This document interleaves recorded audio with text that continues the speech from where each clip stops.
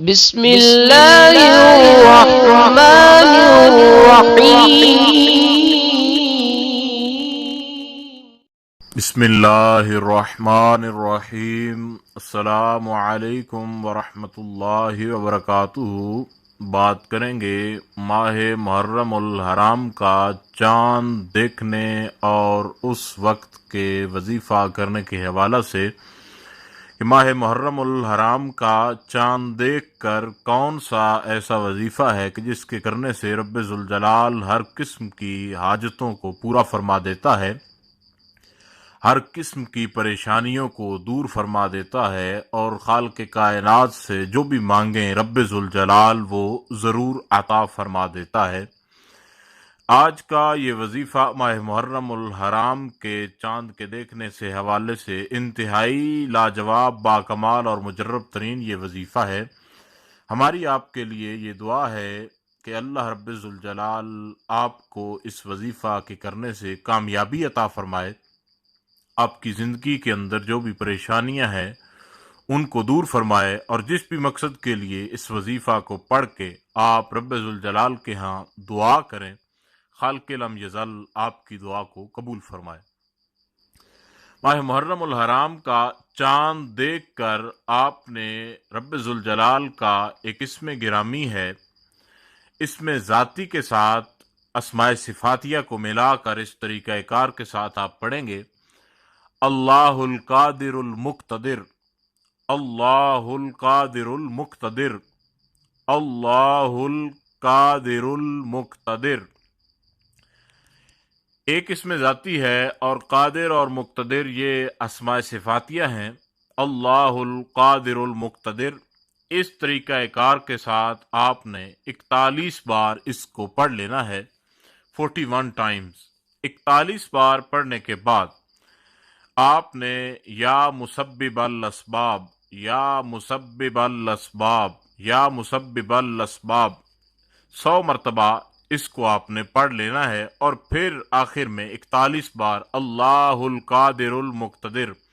اللہ القادر المقتدر، اللہ القادر المقتدر، یعنی 41 بار پہلے آپ اللہ القادر المقتدر اس کو پڑھیں گے، اور 41 بار ہی آخر کے اندر جب وظیفہ مکمل کر لیں تو آپ کو، یعنی جب آپ 100 مرتبہ یا مسبب الاسباب پڑھ لیں تو آخر میں بھی آپ نے 41 بار اللہ القادر المقتدر جو ہے اس کو پڑھنا ہے۔ اس کے بعد آپ نے اپنے مقصد کے لیے دعا کرنی ہے کہ جس بھی مقصد کے لیے آپ یہ وظیفہ کر رہے ہیں اللہ تعالیٰ آپ کو اس کے اندر کامیابی دے۔ اس طریقہ کار کے ساتھ باوضو ہو کر ماہ محرم الحرام کا چاند چاہے آپ کو نظر آئے یا نہ آئے، یکم محرم الحرام جب چاند دیکھا جائے گا، جب آپ کے ہاں چاند کی تاریخ ہوگی، کوشش کریں کہ چاند کو دیکھ کر آپ یہ وظیفہ کریں۔ اگر آپ کو چاند نظر نہ آئے کسی وجہ سے تو آپ ویسے اس وقت کے اندر، چاند دیکھنے والے وقت کے اندر آپ اس وظیفہ کو پڑھیں۔ انشاءاللہ تعالی رب ذوالجلال آپ کی کروڑیں حاجتیں بھی ہوئیں تو خالق کائنات ضرور پوری فرمائے گا، اور جس بھی مقصد کے لیے جو بھی آپ دعا کریں گے انشاءاللہ تعالی آپ کی دعا ضرور قبول ہوگی۔ اس وظیفہ کو باوضو ہو کر آپ لوگ کریں تو بہت زیادہ آپ کو فائدہ ہوگا، اور اس کے علاوہ بنا وضو کے بھی اگر آپ کریں تو آپ کو کوئی اس کا نقصان وغیرہ نہیں ہے، لیکن یہ ہے کہ باوضو ہو کر آپ اس وظیفہ کو کریں تو انشاءاللہ تعالی خالق کائنات آپ کو آپ کے مقصد کے اندر کامیابی عطا فرمائے گا۔ اور کچھ احباب جو ہیں وہ حاجت کے لیے عمل کا پوچھتے ہیں چاند رات کے حوالہ سے، تو ان لوگوں کے لیے بھی یہی وظیفہ ہے، اس وظیفہ کو کریں۔ وہ چاند دیکھنے کے وقت کے اندر، یعنی جب عشاء اور مغرب کے درمیان کا وقت ہو تو اس وقت کے اندر آپ اس وظیفہ کو پڑھیں۔ انشاءاللہ تعالی خالق کائنات آپ کی ہر حاجت کو پورا فرمائے گا، آپ کی ہر قسم کی پریشانی کو دور فرمائے گا، آپ کی زندگی کی ہر پریشانی جو ہے انشاءاللہ تعالی اس وظیفہ کے کرنے سے خالق لم یزل جو ہے اس کو دور فرمائے گا۔